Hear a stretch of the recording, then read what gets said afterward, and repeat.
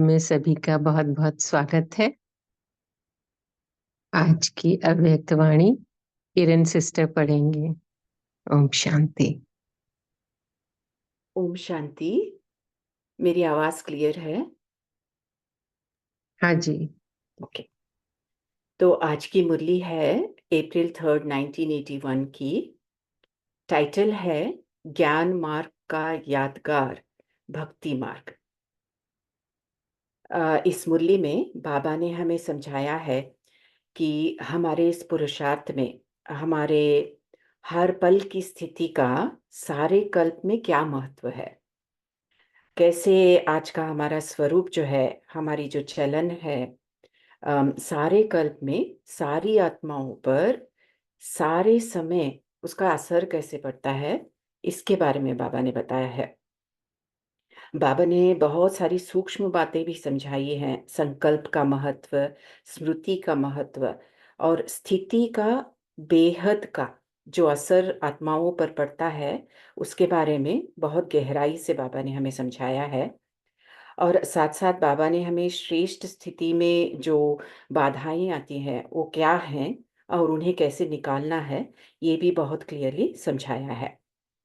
तो हम सब विश्व कल्याणकारी आत्माएं, निमित्त आत्माएं, जिम्मेवार आत्माएं, सभी साधारण बातों को छोड़कर पूरी एकाग्रता से गॉडली स्टूडेंट बनकर बैठेंगे और बाबा के इन महावाक्यों को, हमारे सत्य शिक्षक सत्य गुरु को इमर्ज करके हमारे सामने बाबा से ये बातें सुनेंगे। तो आज बाबा बोल रहे हैं, आज मधुबन के तट पर कौन सा मेला है? आज अनेक नदियों और सागर का मेला है। हर एक छोटी बड़ी ज्ञान नदियां पतित पावन बाप समान पतित पावनी हैं। बाबा ने बोला पतित पावनी हैं, हमारे बारे में बाबा बोल रहे हैं। बाप अपने सेवा के साथियों को देख रहे हैं। देश से विदेश तक भी पतित पावनी नदियां पहुंच गई हैं। तो हम सब आत्माएं जो निमित्त हैं, सारी दुनिया में हम फैल गए हैं। देश विदेश की आत्माएं पावन बन कितने महिमा के गीत गाती हैं। यह मन के गीत फिर द्वापर में मुख के गीत बन जाते हैं। तो अभी बाबा ने कंपैरिजन शुरू किया कि ज्ञान मार्ग में जो चलता है वो भक्ति में कैसे फिर दिखता है। तो यह मन के गीत फिर द्वापर में मुख के गीत बन जाते हैं। अभी बाप श्रेष्ठ आत्माओं के श्रेष्ठ कार्य, श्रेष्ठ जीवन की कीर्ति गाते हैं। बाबा ने बोला बाप गाते हैं। क्या गाते हैं? हमारे श्रेष्ठ कार्य और श्रेष्ठ जीवन की जो कीर्ति है, जो महिमा है, उसे बाबा गाते हैं। फिर भक्ति मार्ग में कीर्तन हो जाएगा। जो अभी बाबा हमारे श्रेष्ठ कार्य और श्रेष्ठ जीवन की कीर्ति गाते, वो क्या हो जाएगा? भक्ति में कीर्तन के रूप में गाया जाएगा। अभी अतीन्द्रिय सुख की प्राप्ति के कारण खुशी में आत्माओं का मन नाचता है और भक्ति में फिर पांव से नाचेंगे। अभी श्रेष्ठ आत्माओं के गुणों की माला सिमरण करते हैं, वह वर्णन करते हैं। फिर भक्ति मार्ग में मणकों की माला सिमरण करेंगे। तो बाबा भी श्रेष्ठ आत्माओं के गुणों की माला सिमरण करते हैं, ऐसे बोल रहे हैं बाबा, वर्णन करते हैं। और भक्ति मार्ग में मणकों की माला, मोतियों की माला लेकर ये सारी बातें वो सब बोलेंगे। अभी आप सब स्वयं बाप को भोग लगाते हो। भक्ति में इसका रिटर्न आप सबको भोग लगाएंगे। तो हम सबको भक्त भोग लगाएंगे। जैसे अभी आप सब सिवाय बाप को स्वीकार कराने कोई भी वस्तु स्वीकार नहीं करते। पहले बाप यह स्नेह सदा दिल में रहता है। ऐसे ही भक्ति में सिवाय आप देव आत्माओं को स्वीकार कराने के खुद स्वीकार नहीं करते हैं। भक्ति में तो अगर 4 भी बज जाए शाम के, सवेरे से कुछ नहीं खाया है, जब तक पूजा नहीं कर लेते खाएंगे नहीं। ऐसी ऐसे भोग लगाए बिना बिल्कुल छुएंगे नहीं कुछ भी, ऐसे वो करते हैं। तो बाबा ने क्या बोला, अभी जो हम भोग लगाते हैं वो तब ऐसे भोग लगाएंगे हमको। पहले देवता पीछे हम। जैसे अभी आप कहते हो पहले बाप फिर हम, तो सब कॉपी की है। आप याद स्वरूप बनते, वह यादगार के स्मृति स्वरूप रहते।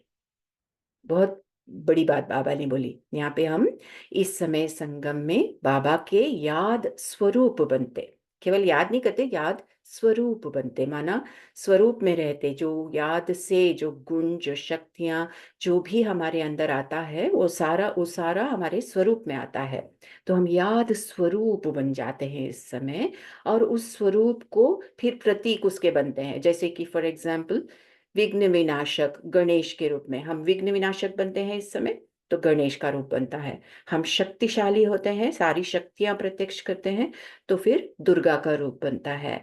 तो ऐसे जो रूप बनते हैं, उन रूपों, वो रूप क्या है, हमारे यादगार हैं। तो उन यादगार के स्मृति स्वरूप रहते हैं भक्त। वो ना हम नहीं जानते हैं हम इस अभी इस स्वरूप में हम कैसे हैं।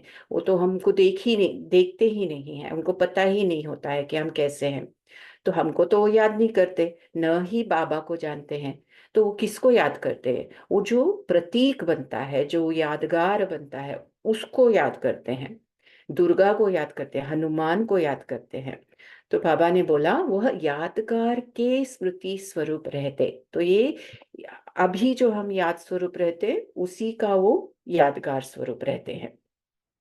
जैसे आप सब अटूट अव्यभिचारी अर्थात एक की याद में रहते हो, कोई भी हिला नहीं सकता, बदल नहीं सकता। ऐसे ही नवधा भक्त, सच्चे भक्त, पहले भक्त अपने इष्ट के निश्चय में अटूट और अटल निश्चय बुद्धि होते हैं। और पहले भक्त कौन, हम ही तो होने वाले हैं। तो बाबा ने यहाँ बोला हमको, और जो भक्ति के माला में आते हैं वो भी पहले भक्त होंगे ना। तो जो पहले भक्त हैं वो क्या करते हैं, केवल शिव की पूजा करते हैं ना। हम अव्यभिचारी भक्ति करते हैं। और नवधा भक्त जो होते हैं वो कितना, मतलब कितने निश्चय बुद्धि होते कि ये जो मेरा इष्ट देव है वही सब कुछ है, उसी का नाम लेके सब कुछ करते हैं ना। तो ये जो हमारा एक बल एक भरोसा का है, वही उन्होंने कॉपी की है। तो चाहे हनुमान के भक्त को राम भी मिल जाए, तो भी वह हनुमान के भक्त ही रहेंगे। बाबा ने बोला राम भी मिल जाए तो भी वो हनुमान के भक्त ही रहेंगे। ऐसे अटल विश्वासी होते हैं, अटल विश्वासी होते हैं। आपका एक बल एक भरोसा, इसको कॉपी की है। आप सभी अभी रूहानी यात्री बनते। आपकी याद की यात्रा और उन्हों की यादगार की यात्रा। तो उनकी होती है यादगार की यात्रा, माना वो फिजिकली जाते हैं, और हम याद की यात्रा सूक्ष्म में करते हैं। तो बाबा ने बोला वो दोनों का भी फिर कंपैरिजन दिया बाबा ने। आप लोग वर्तमान समय ज्ञान स्तंभ, शांति स्तंभ के चारों ओर शिक्षा के स्मृति स्वरूप महावाक्य के कारण चक्कर लगाते हो और सभी को लगवाते हो।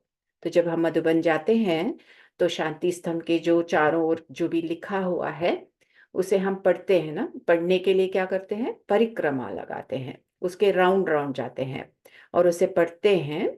क्योंकि हम वो शिक्षा हमारे अंदर धारण करने के लिए हम उसे पढ़ते हैं और उसके इर्द गिर्द जाते हैं।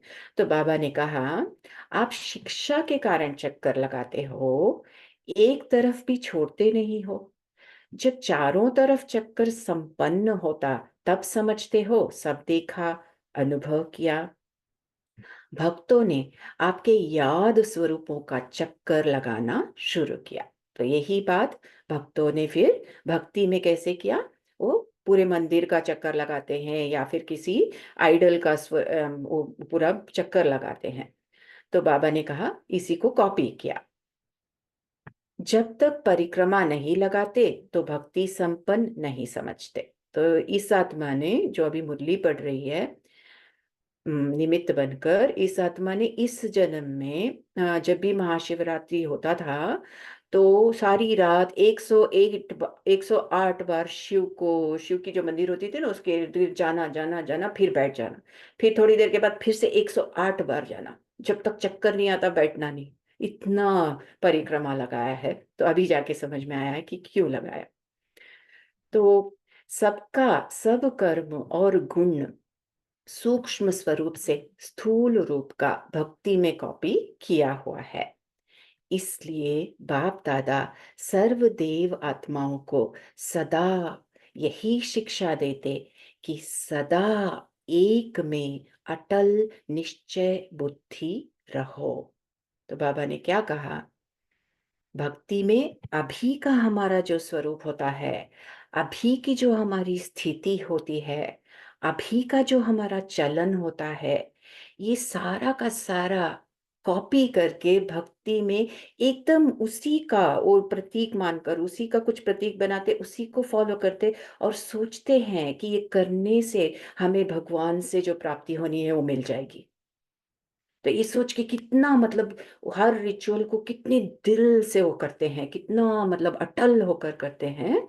तो वो बाबा बता रहे हैं कि आपका हर एक स्टेप कितना इम्पोर्टेंट है भक्ति के लिए। तो संगम युग में हर कदम जो हम रख रहे हैं वो द्वापर में जाके कैसे वो प्रत्यक्ष होता है और कलयुग के अंत तक कैसे चलता है, वो महत्वपूर्ण बात बाबा हमें समझा रहे हैं। तो यहाँ हमें समझना है कि जो हम सेवाएं कर रहे हैं हमारे स्थिति द्वारा, हमारे गुणों की धारणा द्वारा, हमारी पढ़ाई द्वारा, ये सब केवल इस समय के लिए नहीं है, ये सारे कल्प के लिए है। ये सेवा सारे कल्प के लिए हो रही है। हम बाबा के साथ न सिर्फ रचना में हम मददगार हैं, लेकिन जब द्वापर युग आता है तब भी हमारे इस स्वरूप द्वारा सेवाएं हो रही है ना, क्योंकि हम एटलीस्ट अल्पकाल का सुख तो दे रहे हैं उस समय, मतलब बाबा हमारे द्वारा दे रहे हैं उस समय। तो बाबा उस समय भी हमारे भक्तों को उतना ही दे सकता है जितना हमने स्थिति द्वारा इस समय प्राप्त किया है।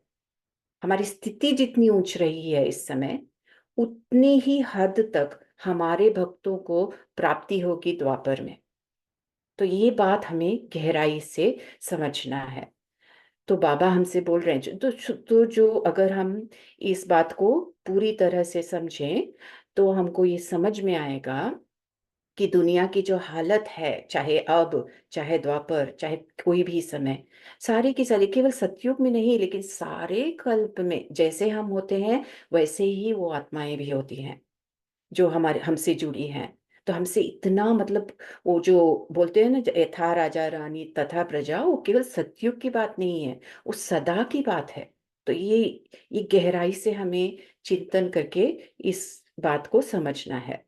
तो बाबा वही हमको समझा रहे हैं कि अगर हमारा निश्चय इस समय अटल निश्चय बुद्धि वाला है तो फिर भक्त को भी उतनी ही प्राप्ति होगी।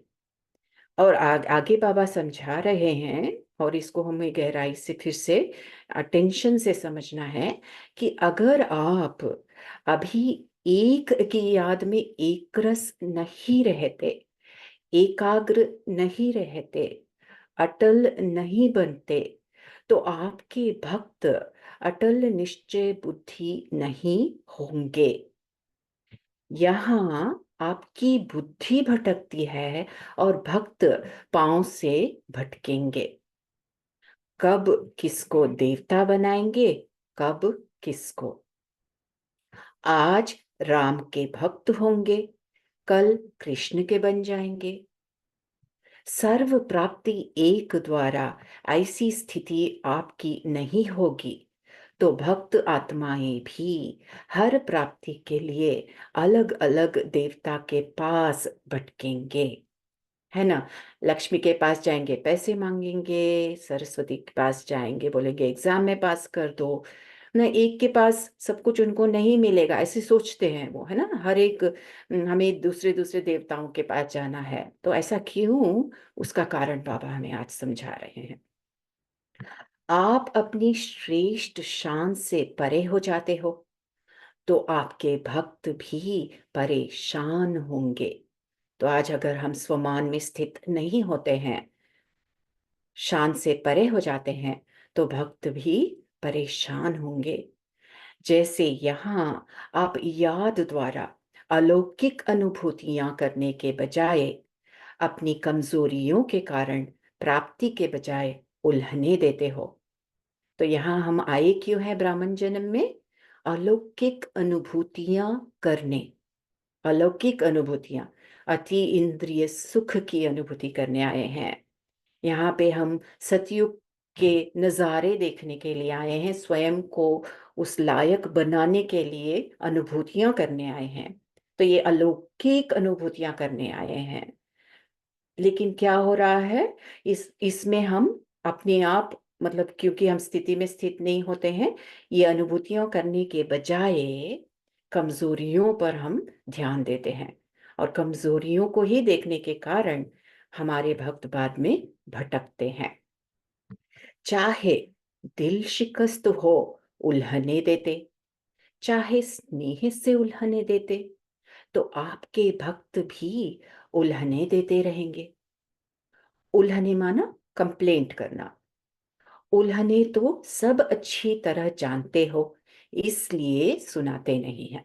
तो हम बाबा के पास बहुत उल्हने देते, कंप्लेंट करते, मेरी स्थिति नहीं बन रही है, ऐसा सिचुएशन है, ऐसे लोग हैं, कुछ ना कुछ हम बोलते ही रहते हैं ना। तो वो बाबा हमको समझा रहे हैं। बाप कहते हैं रहम दिल बनो, सदा रहम की भावना रखो।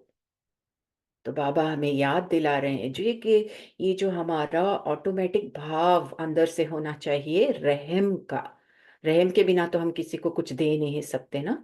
तो बाबा हमको याद दिला रहे हैं कि रहम दिल बनो, सदा रहम की भावना रखो।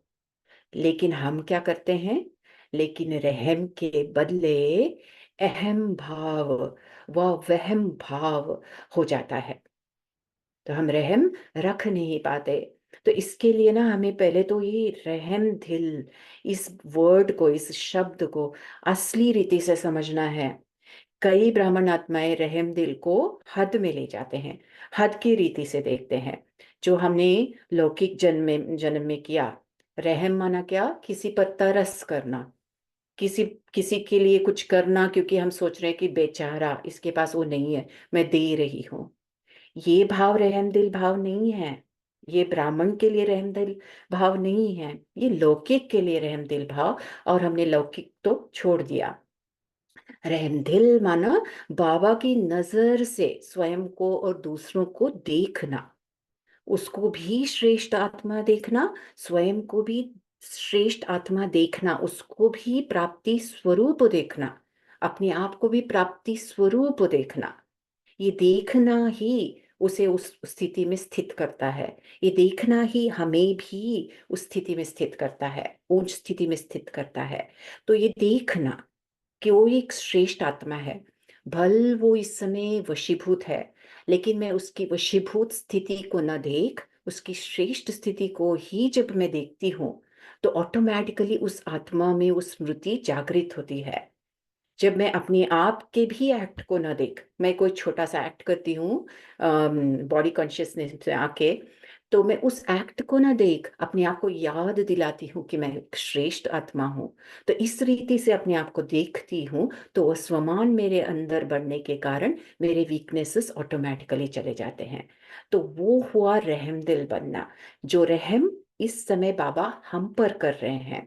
चाहे हमारा एक्ट कैसा भी हो, बाबा क्या कर रहा है? केवल श्रेष्ठ आत्मा को देख रहा है। कोई भी अव्यक्त मुरली को हम खोले और स्टार्टिंग की के पार्ट को हम पढ़ते हैं तो बाबा कभी ये नहीं बोलता है आपको ये बनना है वो बनना है। बाबा हमेशा क्या बोलता है, आप ऐसे हो, आप ऐसे हो बोलता है बाबा, क्योंकि उसको उतना ही दिखाई देता है, हमारा ओरिजिनल स्वरूप जो आत्मा का श्रेष्ठ स्वरूप है केवल वो दिखाई देता है। और क्योंकि वो ऐसे देखता है हम वैसे बनते जाते हैं। तो सोचने की बात है, अगर भगवान ने हमें गुस्से वाली देख लिया तो क्या होगा। तो बाबा कभी भी ये गलती नहीं करते। बाबा का कंपस का नीडल जो है ना, वो हमेशा श्रेष्ठ आत्मा को देखने पर ही लगा होता है। वो कभी भी इस तरफ उस तरफ नहीं जाते। उसी रीति हमें भी, चाहे हम स्वयं को देख रहे हैं चाहे हम दूसरों को देख रहे हैं, ये भाव रखना कि एक श्रेष्ठ आत्मा है, मैं भी एक श्रेष्ठ आत्मा हूँ। भले मेरे एक्ट में कुछ हो रहा है लेकिन वो एक्ट है केवल जो मेरे अंदर लिखा हुआ है, मैं वो नहीं हूँ। ये एक्ट कर रही हूँ, वो भी ये एक्ट कर रही है, लेकिन वास्तव में वो आत्मा एक श्रेष्ठ आत्मा है। तो ये रहम दिल की भावना ये रखनी है हमें हमेशा। तो ये है बेहद की भावना। तो ये बेहद की रहम दिल भावना वास्तविक रहम दिल बनना है। तो आज बाबा ने ये बोला हमको, रहम दिल बनो, लेकिन रहम के बदले अहम भाव वहम भाव हो जाता है। अहम भाव, क्योंकि हम क्या सोच रहे हैं, बेचा, इवन अगर हम साकाश भी दे रहे हैं लेकिन सोच रहे हैं कि उसके पास ये चीज नहीं है, तो उसमें क्या आ गया, अहम भाव, मैं उससे बेटर हूं, ये भाव आ गया, है ना। अहम भाव में रौब आ गया, और वहम भाव यानी डाउट आना स्वयं में या दूसरे में। और ये जो ब्राह्मण परिवार है उसमें वहम आना, मतलब डाउट्स आना। तो बाबा कह रहे हैं ये दोनों भावों के कारण रहम दिल नहीं बन पाते। तो भक्तों में भी ऐसा होता है, बाबा ने बोला वहम भाव अर्थात यह करें ऐसा होगा नहीं होगा, ऐसे तो नहीं होगा, यानी डाउट्स आ जाते हैं। इसी से इसी में रहम भूल जाता है। स्वयं के प्रति भी रहम दिल और सर्व के प्रति भी रहम दिल। स्वयं के प्रति भी वहम होता है और औरों के प्रति भी वहम होता है ना। किसी आत्मा को देख के सोच लेते हैं कि ये आत्मा तो ऐसी ही है। तो क्या होता है, तो आगे बाबा उसको बहुत अच्छे से समझा रहे हैं। बाबा बोलते हैं अगर वहम की बीमारी बढ़ जाए तो कैंसर के समान रोग हो जाता है।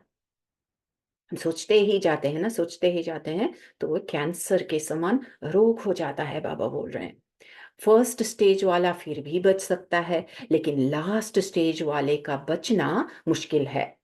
ना जिंदा रह सकता है ना मर सकता है, यानी ब्राह्मण जन्म में भी नहीं चल सकता, ना ही लौकिक में चल सकता, ऐसा बन जाता है। तो यहाँ भी ना पूरा अज्ञानी बन सकता ना ज्ञानी बन सकता। उन्हों की निशानी होगी, एक ही स्लोगन रटते रहेंगे व कहेंगे मैं हूं ही ऐसा, वह दूसरे के प्रति कहेंगे यह है ही ऐसा। माना जैसे कि आशीर्वाद दे दिया, चाहे स्वयं को दिया या दूसरे को, आशीर्वाद ही दे दिया ना, मैं हूं ही ऐसा, या बोल दिया कि तू है ही ऐसा। ये अंडरलाइन करके पत्थर की लकीर बना दी। अब पत्थर की लकीर तो मिटनी है नहीं, तो इसलिए बाबा क्या बोल रहे हैं, कैंसर हो जाता है ये कैंसर के जैसा हो जाता है। बाबा बोलते हैं कितना भी बदलने की कोशिश करेंगे, कहेंगे ये है ही ऐसा, कोई कितना भी बदले हमें दिखाई नहीं देगा। फिर कितना भी बदलने की कोशिश करें लेकिन यही रट होगी। कैंसर वाला पेशेंट खाता पीता बहुत अच्छा है, बाहर का रूप अच्छा दिखाई देगा, लेकिन अंदर शक्तिहीन होगा। यानी ऐसे लगेगा ये बहुत ज्ञान की पढ़ाई कर मुरलियां पढ़ता है, बहुत ज्यादा मतलब मनन भी करता है, कुछ बोलता भी है अच्छी तरह से, और योग भी करता है, रोज अमृत वेले उठता है, सब दिखता है हमको कर रहा है, लेकिन अंदर से शक्तिहीन, यानी जब परिस्थिति आएगी तो उसके अंदर शक्ति नहीं होगी, ऐसा होगा। तो ये बाबा समझा रहे हैं, क्योंकि वहम है अंदर से। तो वहम की बीमारी वाले बाहर से अपने को बहुत अच्छा चलाएंगे, बाहर कोई कमी नहीं रखेंगे, ना कोई और रखेगा तो स्वीकार करेंगे। माना कोई अगर इशारा देगा तो वो स्वीकार नहीं करेंगे। तो बाबा बोल रहे हैं लेकिन अंदर ही अंदर आत्मा असंतुष्ट होने के कारण खुशी और सुख की प्राप्ति कमजोर होते जाते हैं। खुशी और सुख की प्राप्ति में कमजोर होते जाते हैं। ऐसे ही दूसरा है अहम भाव। रहम भाव की निशानी है हर बोल में, हर संकल्प में एक बाप दूसरा ना कोई। रहम भाव वाले को जहां देखो बाप ही बाप दिखाई देगा, और अहम वाले को जहां जाओ जहां देखो मैं ही मैं। वह मैं की माला सिमरन वाला, और वह बाप की माला सिमरन वाला। तो क्योंकि ये मैं वहम और जो बाबा बोल रहे हैं, जो रहम की भावना नहीं रहती है, वहम की भावना आ जाती है, ये सब क्यों होता है? क्योंकि केवल अपने अपने बारे में सोच रहे हैं। ये जो विश्व कल्याण का इतना बड़ा कार्य चल रहा है, बाप जो जिम्मेवारी दे रहा है, वो सारा नहीं चल रहा है। अंदर क्या चल रहा है? मेरे साथ ये ऐसा क्यों, वो वैसा क्यों, ऐसा क्यों हो रहा है, वैसा, मतलब मैं की रट लगी हुई है। इसीलिए ये सारी भावनाएं आ रही हैं। तो बाबा कह रहे वो मैं की माला सिमरन वाला, और वह बाप की माला सिमरन वाला। जो बाबा कहे वो मैं करूं, वो जो होता है वो रहम दिल होता है। तो बाबा कह रहे हैं मैंपन पाप में समा गया, इसको कहा जाता है लव में लीन हो गया। वह लवलीन आत्मा और वह है मैं में लीन आत्मा। अब समझा? आपको कॉपी करने वाले सारे कल्प में हैं, बाबा ने बोला। भक्ति के मास्टर भगवान हो, सतयुग त्रेता में प्रजा के लिए प्रजा पिता हो, संगम पर बाप दादा के नाम और कर्तव्य को प्रत्यक्ष करने के आधार मूर्त हो। चाहे अपने श्रेष्ठ कर्म द्वारा, परिवर्तन द्वारा बाप का नाम बाला करो, चाहे व्यर्थ कर्म द्वारा, साधारण चलन द्वारा नाम बदनाम करो। ये बाबा ने बोला। चाहे अपने श्रेष्ठ कर्म द्वारा, परिवर्तन द्वारा बाप का नाम बाला करो, चाहे व्यर्थ कर्म द्वारा, साधारण चलन द्वारा नाम बदनाम करो। साधारण चलन चलन मतलब बिना ये बाबा के याद के कुछ भी करना। तो शायद मुरली भी पढ़ रहे हैं लेकिन बाबा की याद नहीं है, तो वो हो गया साधारण चलन। चाहे घर में झाड़ू लगा रहे हैं लेकिन बाबा की याद है, तो वो हो गया श्रेष्ठ कर्म। तो इस बात को समझ के करना है तो बच्चों के ही हाथ में, बाबा ने बोल दिया।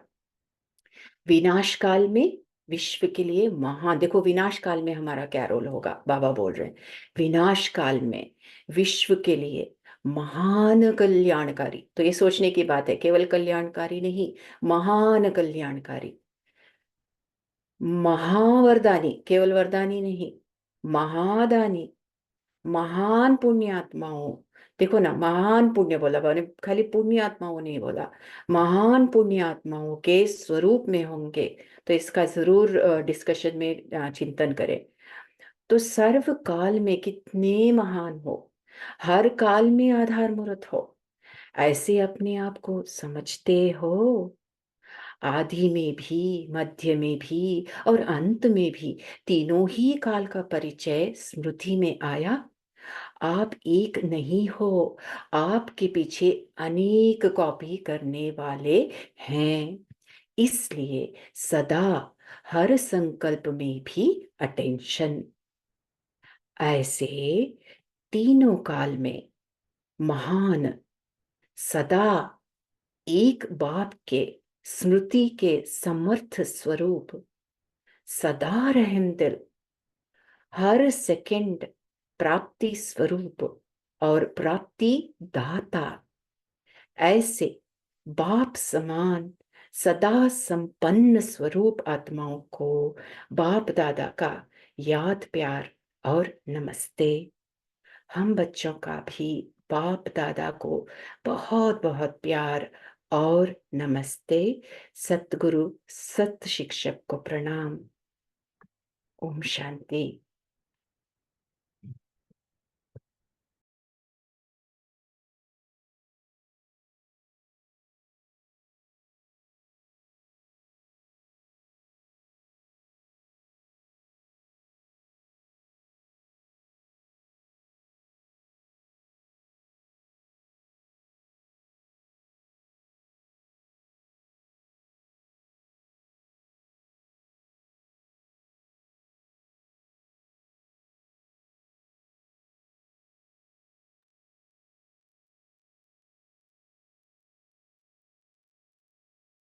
ओम शांति।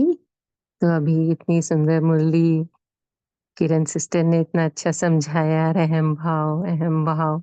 तो बाबा कितने अच्छे अच्छे हम सबको, कितना पूरा आदि अनादि सब हमारा ही पार्ट है, हम ही आधार मूर्त है ना। तो सभी सुंदर सुंदर पॉइंट्स अपने अपने शेयर करेंगे। सिस्टर आप कंटिन्यू कर सकते हैं, किरण सिस्टर, और हैंड रेज करके सभी अपना अपना पॉइंट्स शेयर करें। उर्मिला सिस्टर आप शेयर करें जी। ओम शांति। जैसे बहन जी ने बताया, मुरली तो हम पढ़ते ही है, लेकिन उसमें भी बाबा जैसे नंबर वार बोलते हैं, वैसे मैं सोचती हूँ किरण बहन जी आज नंबर 1 ने पढ़ी और बहुत अच्छा एक्सप्लेनेशन किया। दिल खुश हो गया। शुक्रिया बाबा। आज मेरा आवाज ठीक है? बहुत जोर से तो नहीं? नहीं, ठीक है सिस्टर, ओम कंटिन्यू शांति, करें। ओम शांति, ओम शांति। प्यारे बाबा कहते हैं आज मधुबन में नदियों और सागर का मेला है, यानी बाबा मिलन। बाबा सागर और हम पतितों को पावन बनाने वाली नदियां। हम दुनिया को पावन बनाने के लिए ज्ञान और योग से हम नदियां दुनिया को पावन बनाते हैं। आज बाबा अपने सेवा के साथियों को देश विदेश के देख रहे हैं। वैसे बाबा बोलते हैं, मैं अकेला राज्य की स्थापना नहीं कर सकता, आप सभी साथियों के मदद से राज्य की स्थापना होती है, यानी हम बाबा के मददगार है। बाबा कहते हैं अभी श्रेष्ठ आत्मा, श्रेष्ठ कार्य, श्रेष्ठ जीवन, यानी हम ब्राह्मण जीवन। हम ब्राह्मण जीवन की कीर्ति गाते हैं, फिर भक्ति मार्ग में कीर्तन होता है। ओम शांति।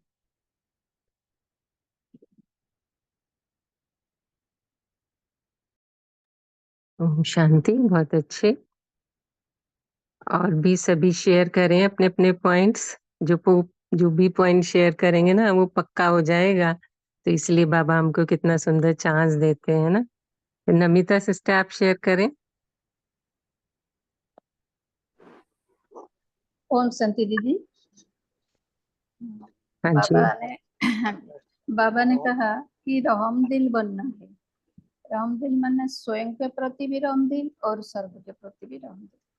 लेकिन हम क्या करते हैं कि लेकिन अहम और बहम नहीं बनना, बाबा ने बोला, क्योंकि इस समय का संस्कार भक्ति मार्ग में इमर्ज होता है और यादगार बन जाती है।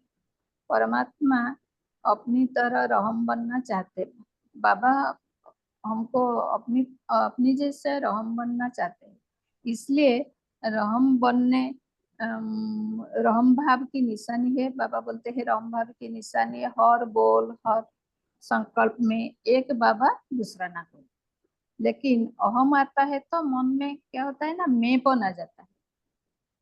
परमात्मा अपने बच्चों को रहम बनना चाहते हैं, लेकिन रहम के बदल जब अहम वह बहम हम आत्माएं में दिखाई देता है, ये भी द्वापर में यादगार बन जाए। तो लेकिन संगम युग में जब हमारा मैंपन बाबा में समझ आए, माना एक बाबा दूसरा ना कोई, तो यह लव में लवलीन का अवस्था है। तो हमारा हर संकल्प बोल को चेक करने के बाद कार्य में लाना है। अगर अंश मात्र भी अहम और बहम आता है तो यह भी द्वापर में यादगार बन जाएगी। इसलिए बाबा ने कहा संगम पर बाप दादा को प्रत्यक्ष करने की आधार मुहूर्त हम ब्राह्मण आत्माएं हैं। तो हम ब्राह्मण आत्माएं अपने श्रेष्ठ संकल्प बोल और कर्म द्वारा बाबा को प्रत्यक्ष करना है। और हमारा भक्ति मार्ग में भी हमारा कीर्तन ऐसे भी होगी। ओम शांति। ओम शांति। ओम शांति दीदी। हाँ जी, बोलिए बोलिए। हाँ, बाबा बोला जे स्वयं रहम दिल बनो और दूसरों को रहम दिल बनाओ। রহম বাপ की निशानी है हर बोल में हर संकल्प में एक बाप दूसरा ना कोई। रोहम बाप वाले को जहाँ देखे बाप ही बाप दिखाई देगा और ओहम बाप वालों को जहाँ जाए जहाँ देखे मैं ही मैं। वो मैं की माला सिमरन वाला और वो बाप की माला सिमरन वाला। मैंपन बाप से क्षमा गए इसको कहा जाता है लाभ में लीन हो गया। वो लाभलीन आत्मा और वो है मैं लीन आत्मा। आपको कॉपी करने वाले सारे कल्पों में है। भक्ति के मास्टर भगवान हो। सत्ययुग त्रेता में प्रजा के लिए प्रजापिता हो। संगम पर बाप दादा ने नाम और कर्तव्य को प्रत्यक्ष करने के आधार मुक्त हो। ओम शांति। हाँ जी, बहुत अच्छे। ललिता सिस्टर, आप शेयर करें। ओम शांति। आज जो पुण्य आत्मा के लिए कहा ना, एक्चुअली पुण्य एक होता है, पुण्य एक होता है दुआ। तो हम सभी को पता है पुण्य के लिए क्या होता है और दुआ के लिए क्या होता है। दुआ तो क्या उसके लिए कुछ जरूरत नहीं होती। दुआ तो क्या हम भिखारियों को कुछ देते हैं, गरीबों को जिसके पास कुछ भी नहीं है तो वो भी दुआ दे सकता है। लेकिन जब पुण्य हमको जो पाना, दुआ तो हम पा सकते हैं गरीबों से भी, पुण्य कब कर सकते हैं जब हमारे पास भरपूर होता है। और बाबा ने आज जो वर्ड यूज किया ना, जिस पर सिस्टर ने कहा कि डिस्कशन करेंगे कि महान पुण्य आत्मा क्यों कहा। तो पुण्य आत्मा देखिए जो भरपूर होता है वो दे सकता है जिसके पास है। तो दुनिया वालों के पास क्या है, जो है वो देते हैं। और हमारे पास क्या है, हमारे पास तो इतना भरपूर है, जो बाबा ने इतना पूरा अविनाशी भरपूर किया है।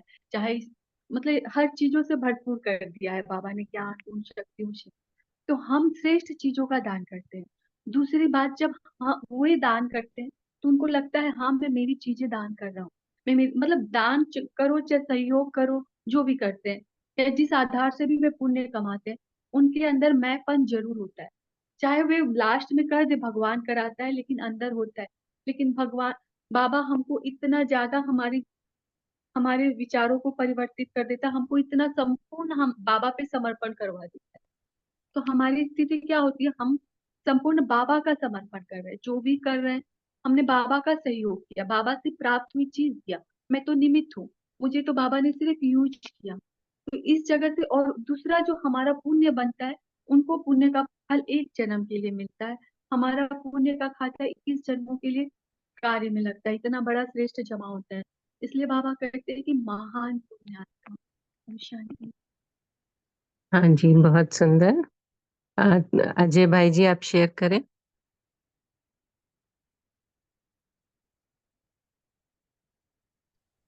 ओम शांति दीदी। बाबा शांति। ने आज श्रेष्ठ स्मृति दिलाई। हम कितने महान आत्माएं हैं, महावरदानी, महाविश्व कल्याणकारी और महान परिवर्तक। बाबा ने कहा कि आप आधार मूर्त आत्माएं हो, आदि मध्य और अंत तीनों में तुम्हारा श्रेष्ठ पाठ है। तो उसी स्मृति से हम मतलब कार्य करते हैं।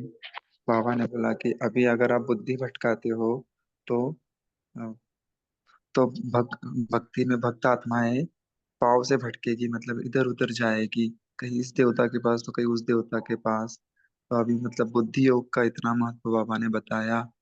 और सारी विधि जो जो भी हम करते हैं, सुबह अमृत वेला से लेकर रात्रि तक, उठना, बाबा से याद प्यार याद में रहना, भोजन खाना, हम जो भी करते हैं वो भक्त हमारे लिए रिटर्न देते हैं। हमारे जितना स्नेह और बाबा से लगन होती है।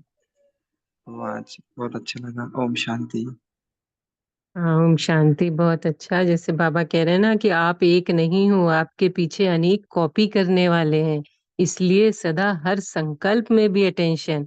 कर्म में तो है ही मोटे रूप से कि हम ये अगर ये कर रहे हैं तो और सब भी ऐसा करेंगे। लेकिन सोचने में भी अगर मैं सोचूंगी तो और भी आत्माएं ऐसा सोचेंगी। तो हमें बहुत अटेंशन रखना है ना। तो अभी लास्ट पॉइंट समय भी हो गया। सावित्री सिस्टर, आप शेयर करें। हाँ जी, ओम शांति। तो जैसे आपने अभी बताया, तो भक्ति के मास्टर भगवान हो, भक्ति के बोला बाबा ने। तो सतयुग त्रेता में प्रजा के लिए प्रजापति हो। सतयुग त्रेता में संगम पर बाप दादा के नाम और कर्तव्य को प्रत्यक्ष करने के आधार मूर्त हो। चाहे अपने श्रेष्ठ कर्म द्वारा परिवर्तन द्वारा बाप का नाम वाला करो, चाहे व्यर्थ कर्म द्वारा साधारण चलन द्वारा नाम बदनाम करो। तो बच्चों के हाथ में है। बाबा ने सीधा हमारे को डायरेक्ट जो डायरेक्शन दिया है। तो यहाँ पर हम भक्ति में जब सब यादगार इस संगम के ही हैं, भक्ति के सब यादगार संगम पर है। तो यादगार क्यों बने? क्योंकि इस समय याद में रहकर जो हम कर्म करते हैं और उस कर्म की यादगार बन जाते हैं। तो विधि पूर्वक जब हम खाते हैं, पीते हैं, उठते हैं, बैठते हैं, ये सब निरंतर जब हम सहज याद से करते हैं, खुशी से करते हैं, तो हमारी एक परिपक्व अवस्था हो जाती है। तो उस अवस्था से ही हम बाबा का नाम वाला करते हैं। यहाँ पर बाबा ने जो हमें ज्ञान दिया है और बाबा के बनते ही हम ज्ञान मार्ग में तीखे निकल जाते हैं। तो ये हमें बुद्धि में रखना है और बुद्धि से ही हमें बाबा का हर कार्य करना है और कल्याण बन करके, महावरदानी बन करके, महादानी महान बन करके हम स्वरूप में लेकर के महान बनना है और बाबा के इस डायरेक्शन से हमें सदा संपन्न स्वरूप बनकर यादगार बनानी है। ओम शांति। हाँ जी, तो अरुणा सिस्टर आप शेयर करें।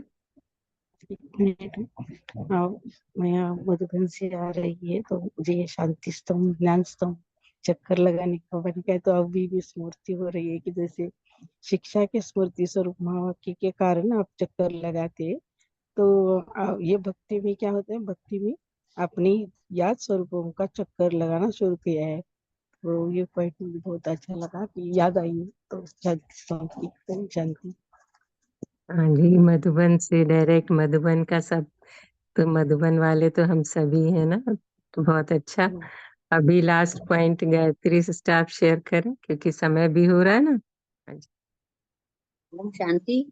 सबसे अच्छा पॉइंट जो मुझे वो लगा, मतलब एक दिल दह देने वाला, बाबा ने रहम और वहम में जो अंतर बताया। तो अपने ऊपर भी रहम करना है और दूसरों को भी रहम करना है। दूसरों के लिए ये कह देना ये तो सुधर नहीं सकता, और हम actual to say like this to my child कि यू कैन नॉट चेंज। तो मुझे अपने आप में लग रहा था कि मैं बहुत बड़ी गलती कर रही हूँ। तो हमें इस बात का पूरा ध्यान रखना है कि बाबा ने ही कह दिया कि वो तो कैंसर बन जाता है, मतलब वो कभी सुधरने वाली सिचुएशन में कभी भी नहीं आएगा फिर। तो इसलिए आज से मैं प्रण करती हूँ कि मैं इस वहम को खत्म करके रहम भावना रखूं और सबके लिए शुभ भावना। हाँ जी, प्रैक्टिकल एप्लीकेशन करना है ना हमको। बहुत अच्छा। तो किरण सिस्टर आप होमवर्क भी दें, और मनन चिंतन तो सबने बहुत अच्छा किया, और आप मेडिटेशन भी कराएं। जी, शांति। अभी अभी आई थिंक सिस्टर ने ही होमवर्क दे दिया, यही हम करेंगे। सभी चेक करेंगे, रहम और वहम की चेकिंग करेंगे। और बहुत इम्पोर्टेंट, ये वर्ड हम बहुत इजीली यूज करते हैं, साधारण, है ना, साधारण भाव। तो ये साधारणता वास्तव में क्या है, इसको ठीक से समझना और इसको प्रैक्टिकल में लाना कि हमारा जीवन साधारण ना हो। अगर सबकी तरह हम भी लौकिक में लग गए हैं, मतलब हम पढ़ तो रहे हैं लेकिन साथ साथ लौकिकता भी वैसे ही चल रही है साथ हमारे अंदर, तो हम असाधारण जीवन तो नहीं जी रहे हैं ना, बाबा जैसे चाहते हैं वैसे नहीं जी रहे। तो अलौकिक जीवन जीना है इस समय, जो तभी पॉसिबल है जब बाबा की याद में होते हैं। तो इसके लिए मैंने क्या किया, जल्दी से बता रही हूँ कि मैंने एक छोटे छोटे से पेपर लगाए हैं सारे घर में, कई सालों से लगा के रखे हैं, जिस पर इस लोगों खाली इतना सा लिखा है कि साधारण जीवन नहीं, बस इतना ही लिखा है और एक्सक्लेमेशन मार्क। और इसको मैंने मिरर पे लगाया है, कार में लगाया है, सोने की जगह में लगाया है, पढ़ने की जगह में सब जगह लगाया है। जैसे ही मेरी आंख उस पर पड़ती है तो मैं तुरंत चेक करती हूँ मैं बाबा की याद में हूं या नहीं। अगर याद में नहीं हूं तो मैं साधारण जीवन जी रही हूँ, उस पल में साधारण हूँ। तो ये बात की चेकिंग हम सब करेंगे। तो ये है होमवर्क हम करेंगे। और मेडिटेशन 2 मिनट का हम करते हैं। सभी अंतर्मुखी होकर बैठ जाएं। भ्रुकुटी के बीच चमकती हुई मणि, मैं श्रेष्ठ, शुद्ध, पवित्र आत्मा हूं। मैं डायरेक्ट भगवान की रचना, कल्प कल्प इस पुरुषोत्तम संगम युग में स्वयं भगवान अपने हाथों से मुझे रचते हैं। मेरे हर संकल्प, बोल और कर्म का इस सृष्टि रंगमंच पर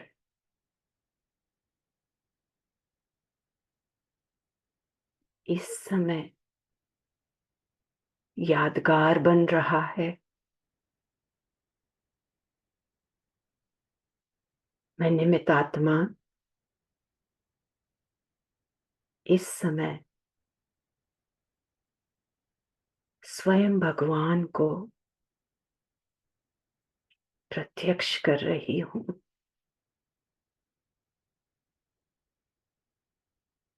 सारे कल्प में सारी सृष्टि की मैं आत्मा आधार मूर्त हूं। अपने श्रेष्ठ स्थिति पर संपूर्ण अटेंशन रखने वाली जिम्मेवार आत्मा हूं।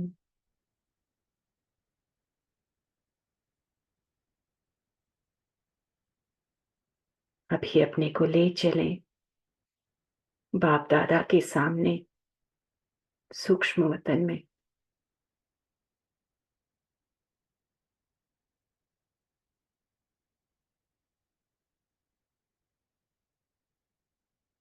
अपने अंदर जो रह रहकर वहम और अहम की भावना आती है,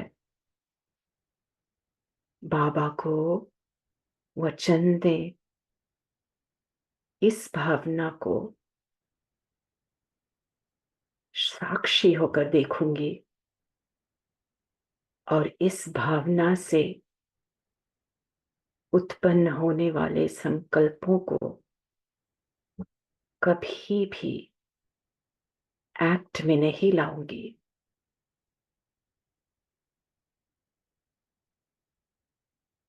मैं का रट छोड़कर पहले स्वयं पर रहम करूंगी और फिर इस सृष्टि पर रहम करूंगी। आज से केवल आपके संकल्प ही मेरे संकल्प, आपकी दृष्टि ही मेरी दृष्टि, आपका कर्तव्य ही मेरा कर्तव्य। बाबा मुझे वरदान देते हैं, बाप समान रहमदिल भव। बाबा के मस्तक से निकलती हुई किरणों में समाकर मैं आत्मा सारे विश्व पर लाइट और माइट फैलाती हूँ।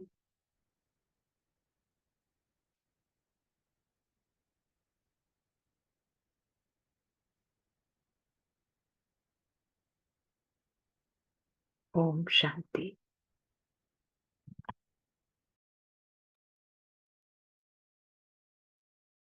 ओम शांति। तो ऐसे सभी बाबा की लवलीन आत्माओं का सबका शुक्रिया, शुक्रिया बाबा। Thank you everyone. ओम ओम शांति। शांति। ओम शांति। ओम शांति। थैंक यू बाबा। शुक्रिया शुक्रिया बाबा, बाबा, शुक्रिया। शुक्रिया। थैंक नहीं यू। बाबा ओम शुक्रिया। शांति, शुक्रिया। शांति। ओम शांति। थैंक यू बाबा, थैंक यू बाबा। बहुत अच्छी मुद्दी पढ़ी दीदी। जी थी।